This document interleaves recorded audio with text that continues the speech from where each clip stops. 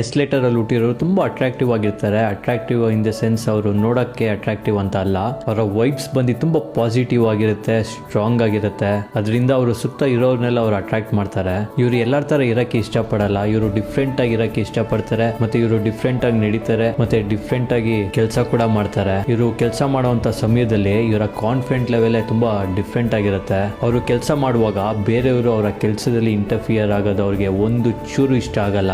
ಅವ್ರಿಗೆಲ್ಲ ಪರ್ಫೆಕ್ಷನ್ ಬೇಕು ಅಂತಾರೆ. ಅವ್ರು ಮಾಡೋ ಕೆಲಸ ಕೂಡ ಪರ್ಫೆಕ್ಟ್ ಆಗಿರ್ಬೇಕು ಅಂತ ಬಯಸ್ತಾರೆ. ಅವರ ವಸ್ತುಗಳು ಕೂಡ ಪರ್ಫೆಕ್ಟ್ ಆಗಿ ಇರಬೇಕು ಅಂತ ನೋಡ್ಕೊಂತಾರೆ. ಅವ್ರ ಲೈಫ್ ಅಲ್ಲಿ ಅವ್ರಿಗೆ ಒಳ್ಳೆ ಲೈಫ್ ಪಾರ್ಟ್ನರ್ ಸಿಗ್ತಾರೆ. ಅದು ತುಂಬಾ ಸ್ಟ್ರಗಲ್ ಮಾಡಿದ ನಂತರ. ಇವ್ರ ಲೈಫ್ ಅಲ್ಲಿ ಯಾವುದೇ ಆಗ್ಲಿ ಇವ್ರಿಗೆ ಈಸಿಯಾಗಿ ಏನು ಸಿಗಲ್ಲ.